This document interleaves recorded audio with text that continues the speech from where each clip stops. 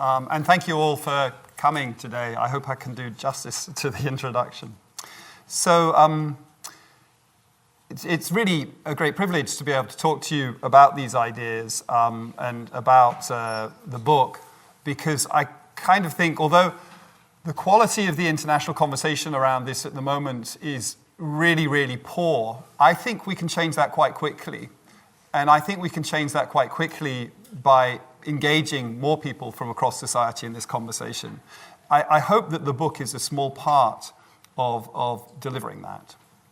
So, what is this a book about? So, sometimes, or I think many things about AI, but at one point I was remembering this apocryphal quote about Henry Ford.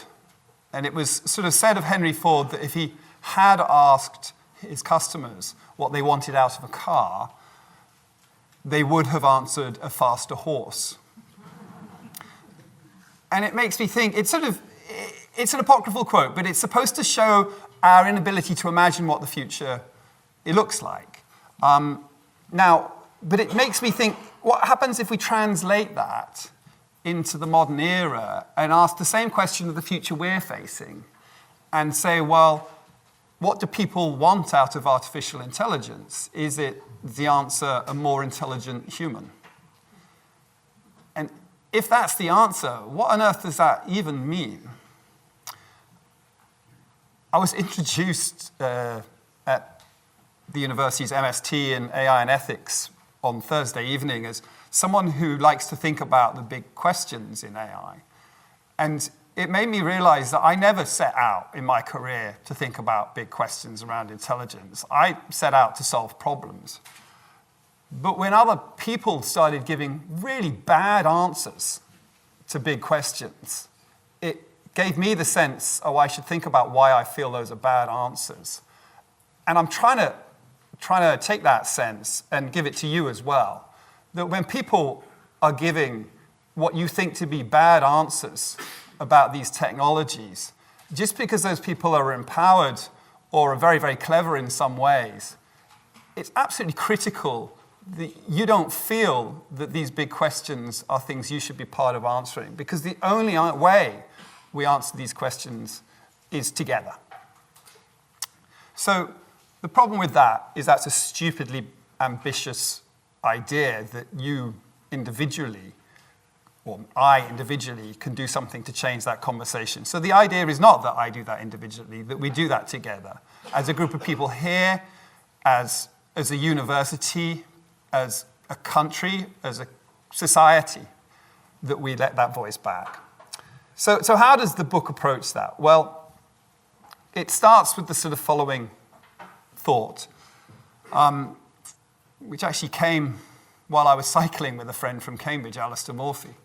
And we were talking about intelligence, and he was talking about a book he'd written, well, a thing he'd written when he was young, about how eventually we disappear because the machine gets everything. And I said, no, Alistair, we wouldn't disappear. It's like Democritus's atom.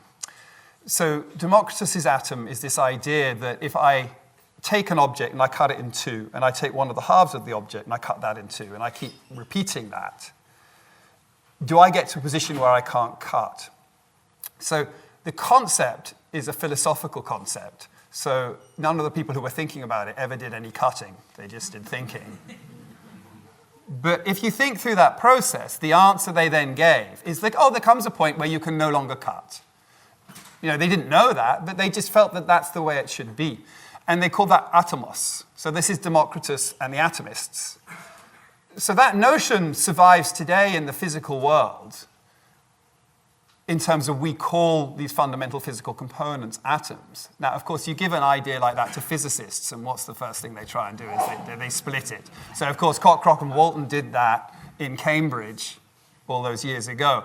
But the idea remains. The philosophical idea is the one I'm interested in this case. If we take the human cognitive world, the things we think of as unique to us, the things that you would all say in a smaller group, I would ask you, what do you think is unique to us?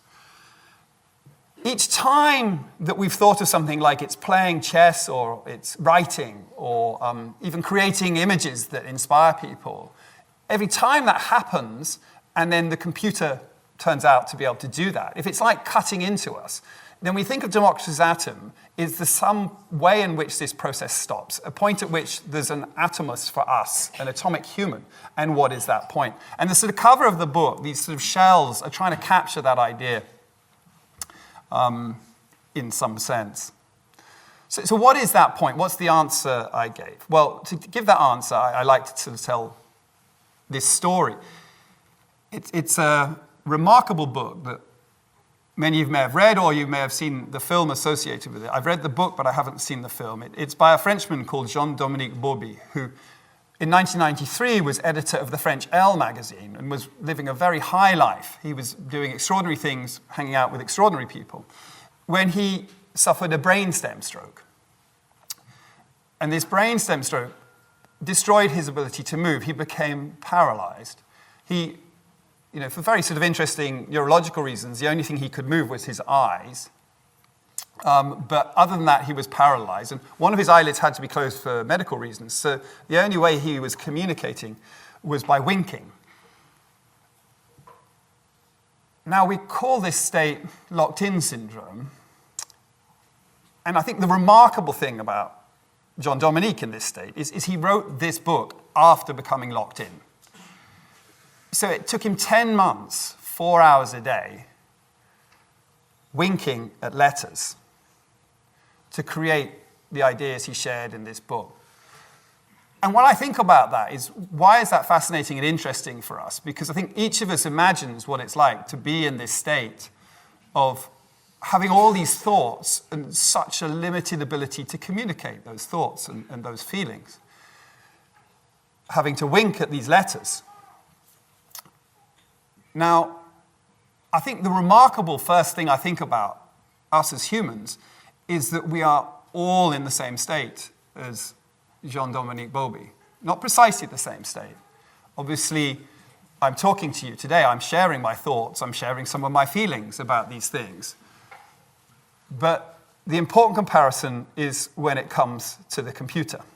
So Jean-Dominique, he referred to this state as, in the original French, le scaphandre et le papillon. And you're all Cambridge graduates, you'll know my pronunciation was terrible. But you may know that the term le scaphandre is not a diving bell. It's a diving suit of the sort of type Tintin wears. And so the image he's sharing is that while he's in this state, this is an image of him here, while his assistant is taking down notes from the book, he's sharing that how he feels physically is to be in this diving suit, with his only ability of connecting to the surface, the outside world, as being able to pull on the cable of this suit. But within that, there's the butterfly, which for Jean-Dominique is his ability to think and imagine and remember and dream. And in that sense, he feels free. He feels constantly free. He can imagine the things he did do. He can imagine even memories he's gained on the seafront at, I think it's Berck-sur-Mer, where his hospital is, when he goes out to see the sea. And he describes that at great length in the book. I don't quite know how the film captures that, because it's an interesting thing. It's a thing that's easy to capture in words, hard to capture in film. But why do I say you're in that state? Well, yes, you are able to express yourself to a greater degree in Jean-Dominique, but the comparison I'm interested in is not between us and another human so much. It's much more between us together and the machine. And we can make that comparison because of work by this gentleman here called Claude Shannon, who was at Bell Labs and then at the other Cambridge, the newer one, at MIT. Now, what Shannon did is he quantified a concept known as information theory. And this is a really fundamental concept. So when I hear some of the arguments around intelligence, the reason I think they're so foolish is because they seem to sit on an underlying concept, an idea that intelligence is somehow rankable, that we can just line all the intelligences up and say which is best. And this is utterly absurd and wrong. And in fact, its origin, very sadly for us scientists, comes from the eugenicists, comes from early statisticians who believed that we should breed more intelligent people, that intelligence was like height, that there was some sense in which that we could just work out who had it, and then we could drive forward by breeding more people of that type. And that's Francis Galton. And he is a Cambridge graduate, and rather more disturbingly, he believed the right measure of intelligence was the Cambridge mathematical tripos.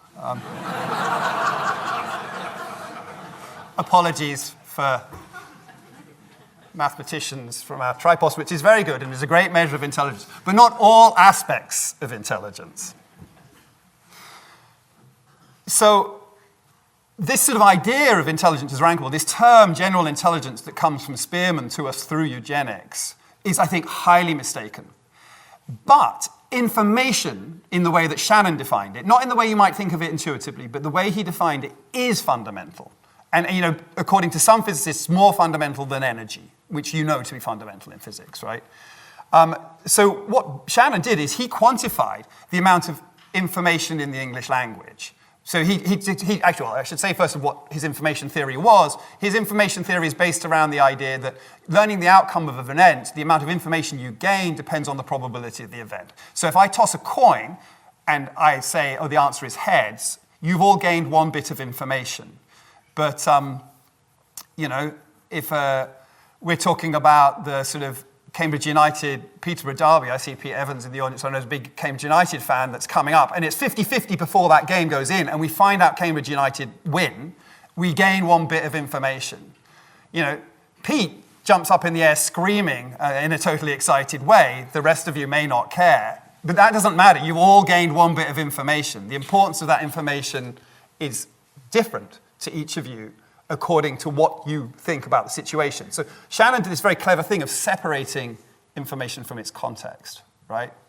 But he also did things like he estimated the amount of information in the English language. Now, Bobby wrote his book in French, but I counted the words in the English version. So assuming that there was the same amount of information in the English as the French version, I could calculate that by knowing it took him 10 months, 4 hours a day, that he's sharing information at around a rate of 6 bits of information per minute, because it turns out he was writing at a word rate of 1 word every 2 minutes. Now, I'm going quite a lot faster than that. So Bobby can communicate at 6 bits per minute, but me talking to you, the typical public speaking rate is between 150 and 200 words per minute. So roughly 300 times faster. So I've rounded that up to 2,000 bits a minute.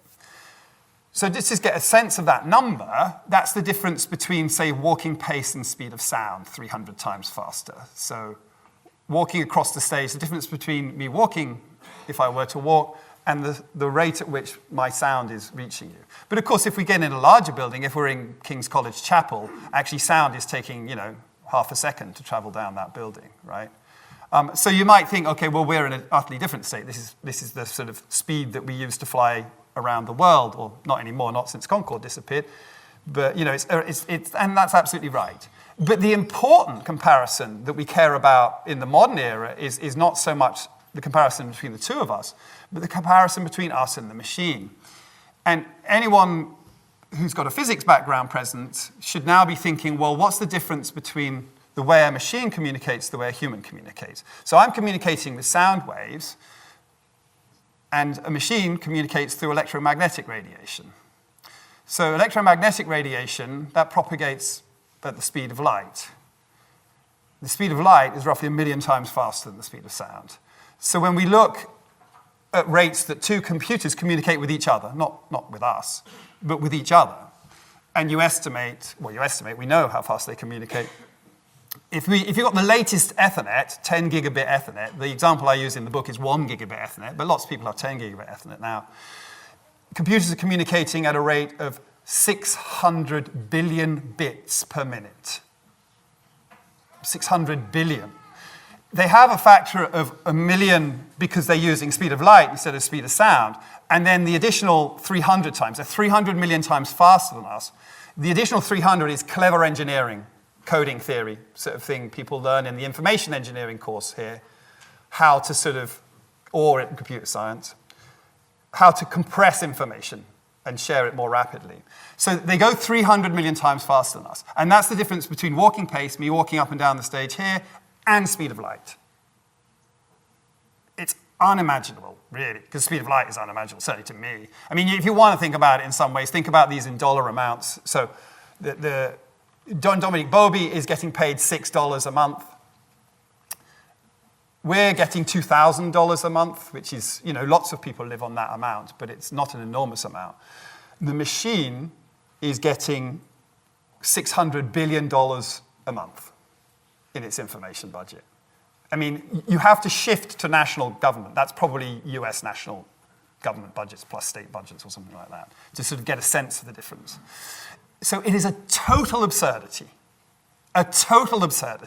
to believe that the way that the machine is doing things we might term to be intelligent, to be anything to do with the way that we are doing things and our intelligence, which is emerged in this very constrained, locked-in nature. Now, you don't feel most of the time. Some of you sometimes will feel, I can't express myself, I'm struggling to get this concept across. But most of the time, you're not feeling like Jean-Dominique feels in this extended state where he's talking about the diving suit and the butterfly. And the reason why you don't feel like that is because you don't know any different. Your intelligence evolved that way. And it's in the nature of our intelligence to understand how, as a species, we overcome that. It's in the nature of our job at the university to teach culture alongside all those physical ideas, so that these shared ideas of culture can set the context in which your intelligence works. Because how do we have to overcome this? Well, we have to do the following trick. So in order to communicate to someone, the first thing I have to do is, in my head, have a sense of who I'm communicating with, who those people are, where they come from, what they've seen, what they've experienced. But the primary thing they are is humans. So I have a sense of them as humans and our shared culture, our shared context. And then I can use that to choose what I say. I only get a few bits of information, so I choose carefully what I say based on my knowledge of who I'm communicating with. I use my big brain because in terms of brain power, if anything, we're ahead of machines, right? In terms of compute power. Now you, listening to me speak, you have a model inside your head of who you think I am and potentially who you think that I think that you are. If you keep doing that, your head starts to hurt. And cognitive scientists and psychologists kind of try and measure how much we can do this. I can see our Vice Chancellor nodding. That's her area of expertise. I think, is it 3 times at most that we can do this? Yeah. Something like 2 or 3. Yeah, we don't do this too much because it becomes an infinite regress.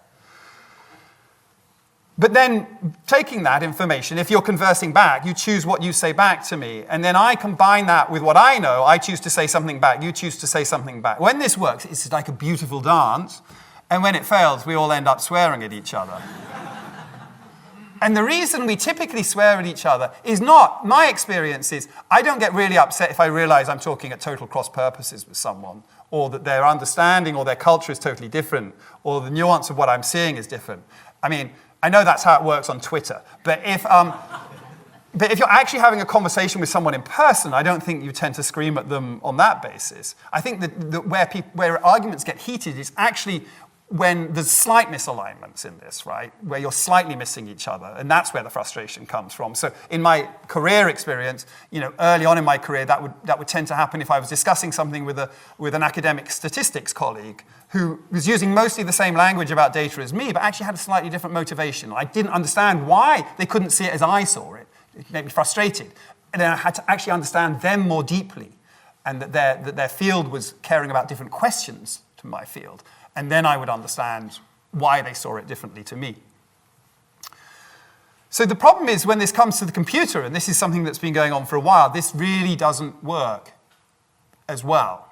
Because we're so attuned to using this compute knowledge to communicate, this attempt to believe that what we're talking to is another human being and has this shared context, that when we try and communicate with other entities, we treat them like that. It doesn't matter whether it's our cats or our cars or whatever else. And we do that to our computers. So we have this model in our head of the computer, but it's a very, very poor model. So we try saying something to it, don't get any response. Eventually we get some response, and then computer says no. And then we end up swearing. And it's been my field's responsibility, computer science, to try and sort this out, or I feel that's so. And it's done an appalling job. I mean, these computers are abysmal to communicate with. You know, the whole promise when I was young in the 1980s, the BBC computer, I mean, I was so excited to come to Cambridge, you know, the home of Acorn, this thing that inspired me, and to talk to people who built it. And they had this vision that actually comes from Dartmouth University in the States of a programming language for everyone called BASIC. We were all going to be programming. If you'd ask anyone in the 1980s, we were all going to be programming BASIC and getting computers to do the things we want. And that sort of didn't happen at all because it turns out to be really difficult to get the computer to do things that we want. And we've struggled ever since. And our main experience, I think, of computers is the opposite to what we were told. Because you would think, well, no one's ever going to do any tedious task again because tedious tasks computers can do them, sorting, you know, all these sort of things. But our actual experience is we're all having to do tedious editing of Excel spreadsheets to get data into a format that the computer can understand it and start to do the processing we want. So we've ended up doing more tedium than we were back in the 1970s. So why is this coming about? What's this effect coming from? Well, the historical relationship between us and our data is that of my, the academic sister field of mine is statistics. So the relationship between humans and data, that really comes from the fact that going back to sort of 1860s, 1870s, people started using data in trying to understand state, the science of state. But then, you know, the Arthur Balfour quote, which is not, he's quoting someone else saying it, there are three types of lies, damn lies, and statistics, comes from the notion that you could misrepresent the world. Because what do we do when we see this data? We try and interact with it, we anthropomorphize it to some extent. We don't really anthropomorphize it, but we overinterpret it. There's these biases where we're trying to extract, sort of suck that information out of it, because there's a narrow bandwidth channel. But because it's a static information, it doesn't respond to the way that we're used to interacting with the world, then we can be misled. So we have an academic field, which we would call mathematical statistics. And so the reason why we do trust statistics when they're well deployed today to understand the spread of the COVID pandemic, or to understand dexamethasone, which was the first treatment discovered that was actually having an effect on patients that saved so many lives. And it saved lives because in this country, we applied randomized controlled trials to its treatment and understood that it was effective and were able to deploy it worldwide. And that's the lesson from those classical statisticians. It is integrated with this history of eugenics, but there is good and bad there. And that is the good piece that we still benefit from today. But the new world is this one. There's an enormous bandwidth channel now between the data and the machine, and a new channel of manipulation between us and the machine. And this is where the modern challenge is. So it's no longer lies, damn lies, and statistics. It's lies, damn lies, and big data, or lies, damn lies, and social media. Lies, damn lies, and everything the computer is feeding us on based on its consumption of 300 million times more data than we can possibly imagine. A consumption that misleads us because we continue to represent the computer as if it is human, when actually it's getting its information and its conclusions in an utterly different way. And that has been the challenge of the sort of emerging field of data science. And we're absolutely not on top of it. You know, it's easier to deploy systems that exploit humans than it is to understand how we regulate that and get to a better position where we're lifting human thinking. Because the problem with this stuff is, and it's Herbert Simon predicted this in 1971, he said, as information increases, the bottleneck in society is human attention. The scarce resource in society is human attention. So what you have is a modern attention economy. And in the emergence of that economy, the way people are trying to grab attention is through lowest common denominator. And that's why we face such challenges in society today, and we've been working so hard to address them across the university and other areas of society. That's weakness number one, our limited communication bandwidth. This slide to me represents weakness number two. It is an apocryphal 6-word novel, supposedly written by, or said by Ernest Hemingway. It only contains 72 bits of information. But the notion of Hemingway's writing is this sort of iceberg notion. You only say the minimal thing to inspire the feeling of the thing you're trying to communicate. And you can do that because you know you were communicating with humans. And as I think about that thing, the hairs go back on the back of my neck, up on the back of my neck, because as humans, we share vulnerabilities. We share exposure. We share the fact that we're all going to die.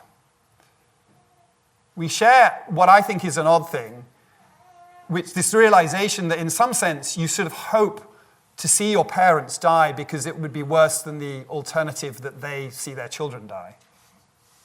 These are really fundamental things about our lives that are just not being captured in any of the conversations we're hearing. But they're critical to human intelligence, because when we're making consequential decisions in society about other people, we make them on the back of a shared understanding of the consequences of when those decisions are wrong. This is already reflected in our law. The appallingly named General Data Protection Regulation is not about protecting data. Data is not an endangered species. But your privacy can be endangered, and the ability of the machine to make decisions or categorize you in ways that the machine has no understanding the context of, or the history of, or how we got the data to be in that stage, is a very live danger. So these are your personal data rights. So what's going wrong? Why are we having such an appalling conversation when the richness and obvious complexity of human intelligence is there, I think, for everyone to see? Well, I think it's best captured in this print by Blake, which is a representation of Newton. It's not really like any of the other pictures you see of Newton. But I think that's, and I don't know, I found out the depths of this through Sarah Haggerty, who's a colleague in English, who happens to be in the same college as me, Queen's.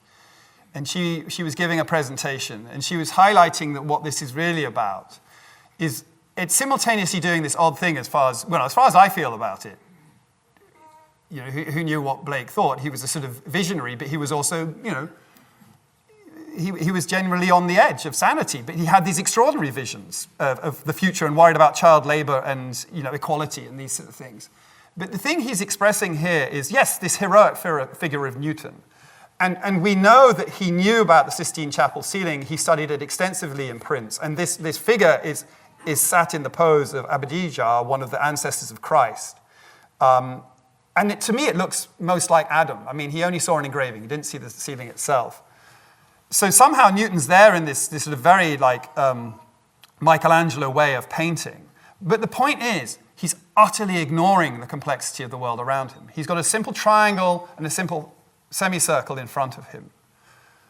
It captures the challenge of sort of C.P. Snow's different cultures in one image, that when we're looking at the humanities and the social sciences, we're often caring about the complexity and this impossible to describe things around us.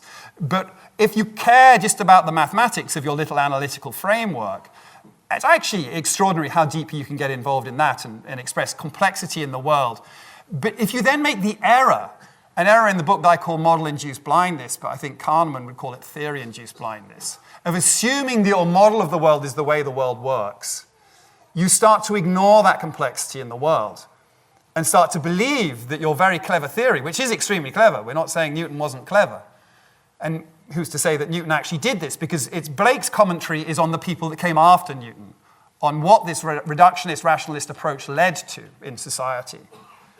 And that's what we're seeing now, really totally distilled, because some of the voices you're hearing in this debate are some of the most intelligent, under some measures, people in the world.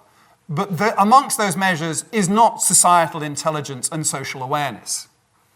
They don't score very well in those criteria, so they recapture what we see Newton doing here, or what we see Newton as depicted as doing. In many ways, they are heroic. But as Popper talks about in The Open Society and Its Enemies, great men make great mistakes.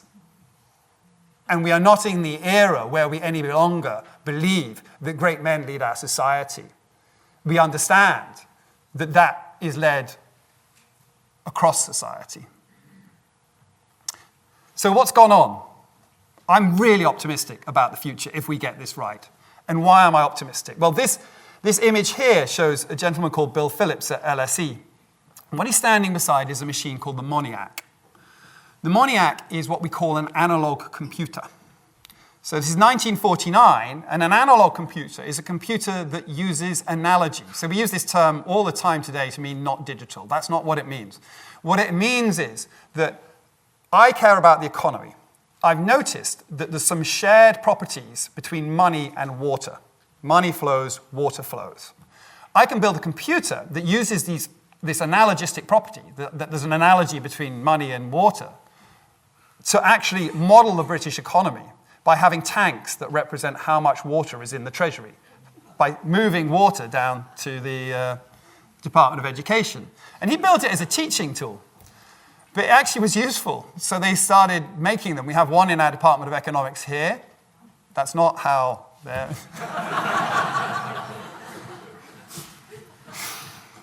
Oh, it'd be good if it was, though, wouldn't it? There's one in the Science Museum if you want to go and see. Now, what's that got to do with AI? Well, what we've built in this latest wave of artificial intelligence, if you've seen it, please do go and look at it if you haven't. Large language models, ChatGPT, these new capabilities. What we've built is not a human being or anything like a human being in many respects. But what we have built, and the way we built it, is we asked the computer, look, here's all the text we could find that is reasonable quality that we've ever written.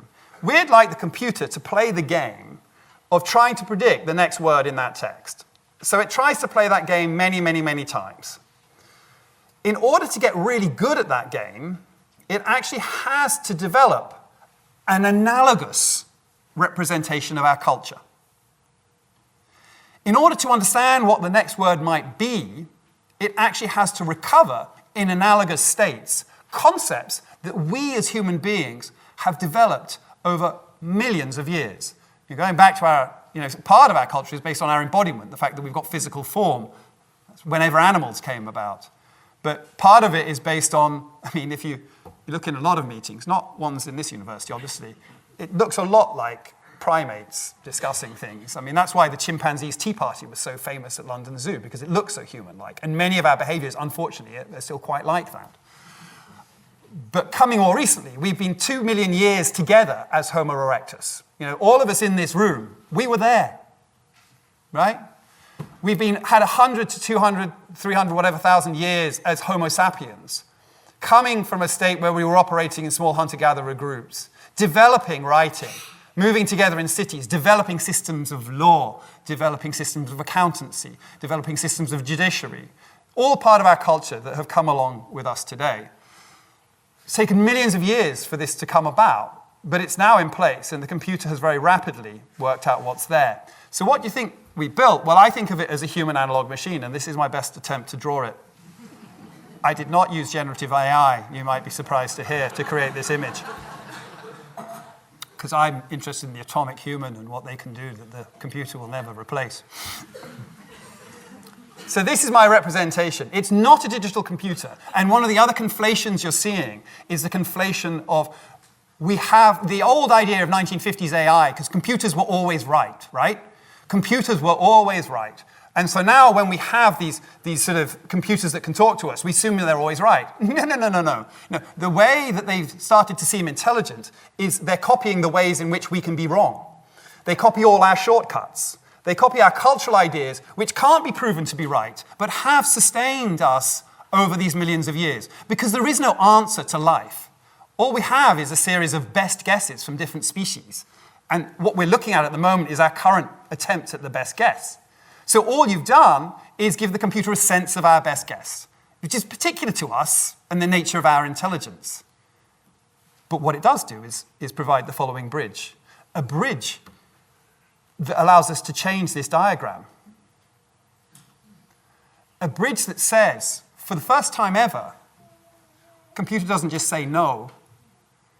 It says, oh yes, I can tell you about that. Here's my best understanding of what that book says. And gives you an answer in a way that all of you can sort of say, well, that seems a reasonable answer. For the first time, Normal people can talk to machines.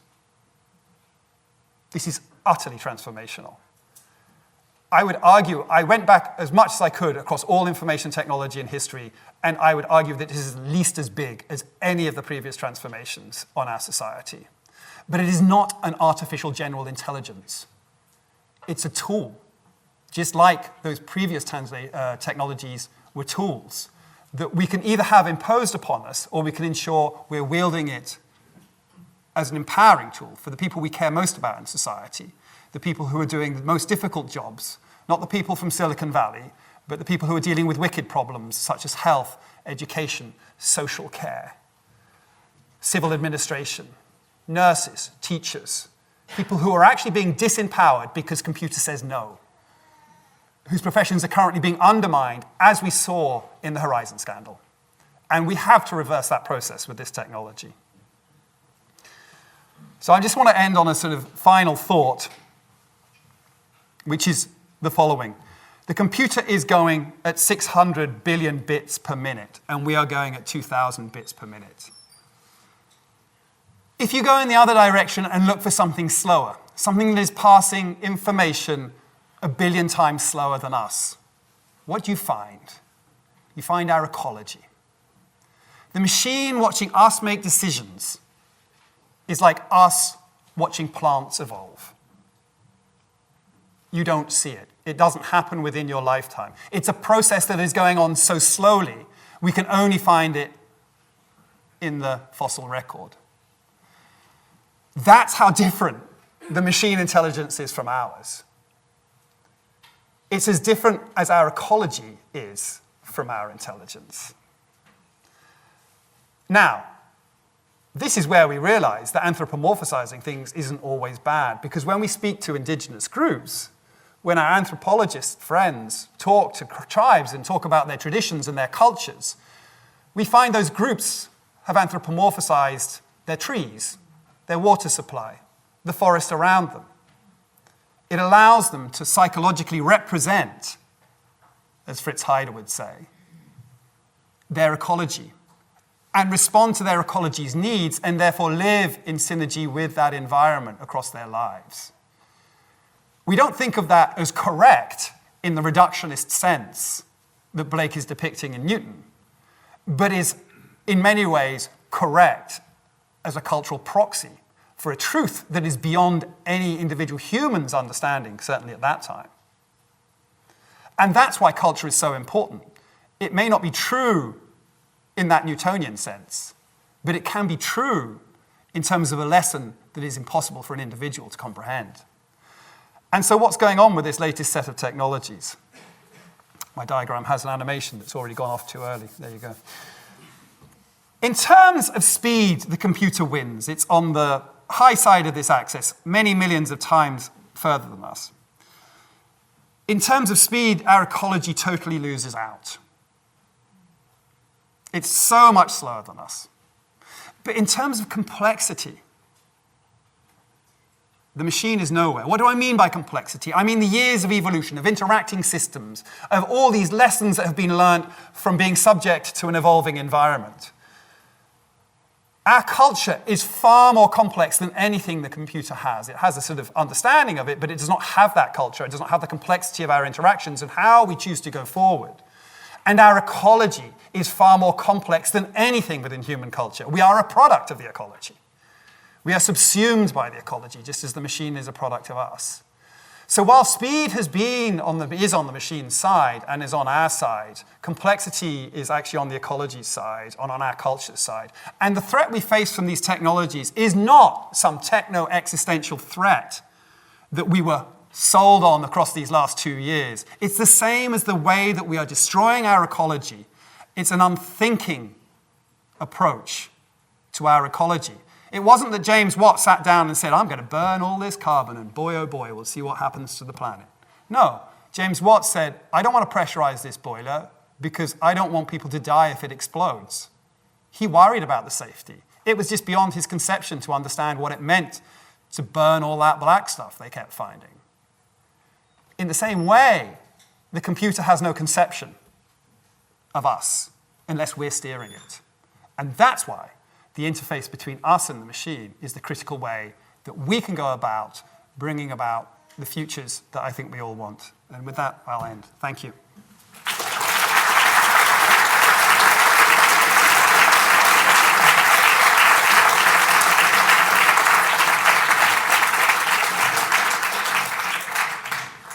Questions? I saw a hand go up very quickly there. Well, it's always dangerous to people who put their hands up quickly. You never... Thank you for a fascinating presentation. All the big companies, OpenAI and the others, excuse me, are avowedly aiming at AGI, artificial general intelligence. Two questions. One, what do you understand by that term? And two, are we ever going to get there? I find the term to be a total absurdity with eugenic origins, and it's extremely misleading. I think some people are using it in a well-intentioned way, but no, it makes no sense, because what's your generality? Are you operating on the time scale of the 100 million years of the planet? Are you operating, when they do define it, they explain what the time scale they're operating on. They say it should be an economic agent that's better at making money than any human. Well, that's right at the short-term thinking, so that's not a general intelligence. And one of the things I describe in the book is this notion is as absurd as the notion of an artificial general vehicle. How did you all get here today? Did you use the artificial general vehicle we developed that allows us to fly across oceans, to cycle across something? No, it's an absurdity. It's a total absurdity. There is no such thing as an artificial general vehicle. The right vehicle is dependent on what you're trying to achieve.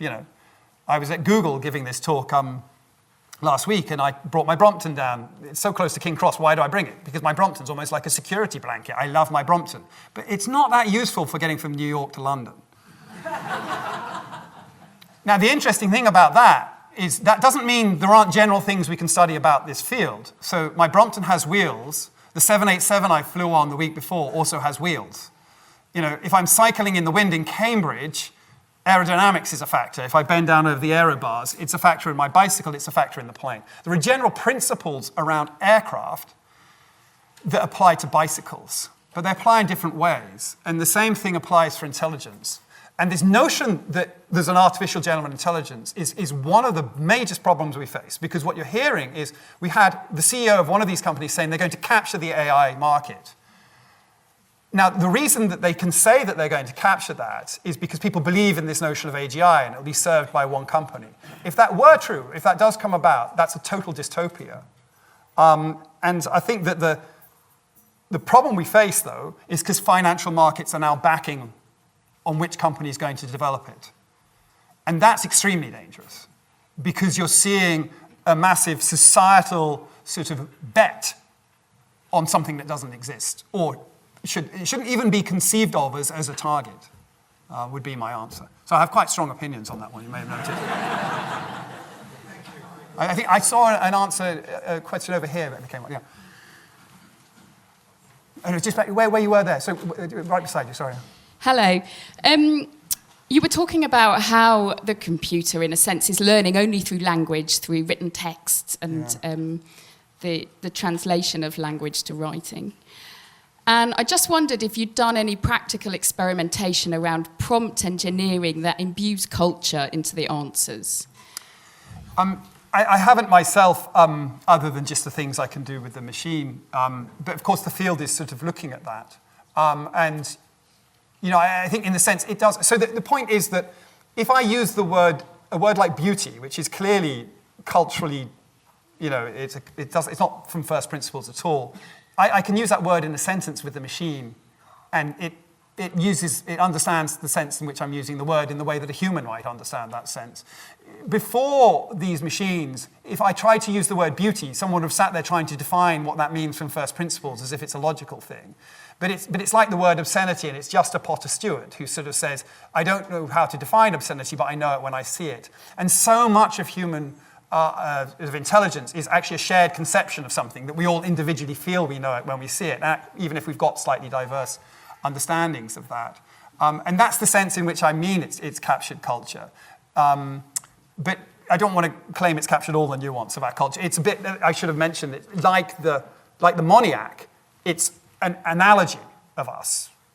Just as the Moniac isn't actually the economy and will break in multiple ways if you treat it as the economy, so these latest generations of computers haven't actually captured the full extent of our culture. They've just captured a lot of it.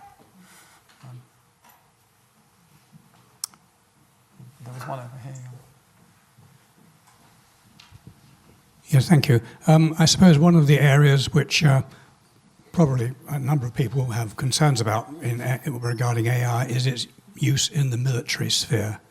And could you comment on that and generally the potential for AI to be used by bad actors? I think it's an extremely complex subject, one that was one of the first things that drew my attention to this area because my colleague at Sheffield, Noel Sharkey, was worrying about this a very long time ago. And I learned a lot from talking, actually, this is an odd thing to say, so there's something called the research assessment, research evaluation framework, the REF. It's difficult to say one learned something from the REF because it's a tedious exercise where we have to explain how we had impact. But I did learn because I spoke to Noel about what he was doing. And the nuance involved in trying to work with the UN and global bodies around what regulations we need around AI in the military. And it's an incredibly, you learn this is incredibly complex. One of the things that really stuck with me, I said, well, surely isn't it related to landmines? Landmines are already automated weapons. He said, you must never say that because the history of the landmine discussion is so pre-existing. You don't want to confuse this new discussion with that discussion. So in some sense, having heard that, I've tried not to say too much about what we should or shouldn't be doing in the military because I've realized that the complexity of these conversations is so much that people claiming things to be true can just be an enormous distraction.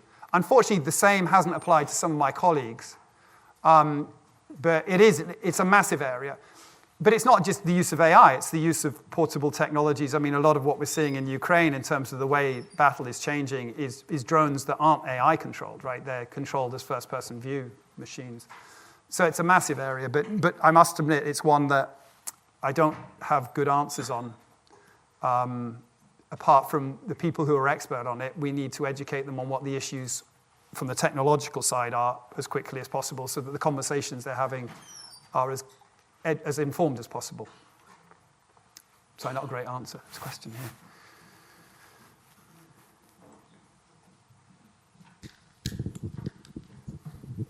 Firstly, I loved it. We'll definitely buy the book. Thank you very much. And two questions, if I may.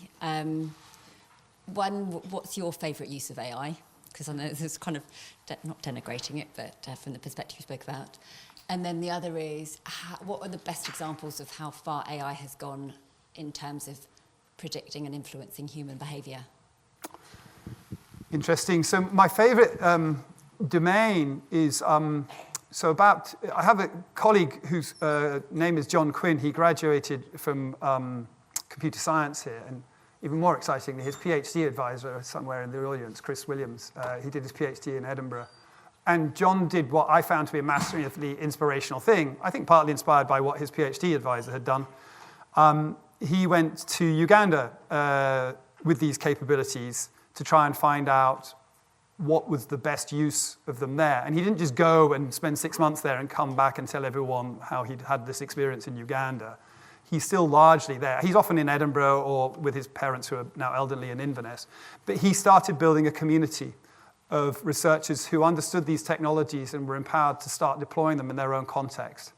And I find that community to be the most inspirational thing, I think, in my life, apart from obviously my child that sat over there, Paolo, and his brother.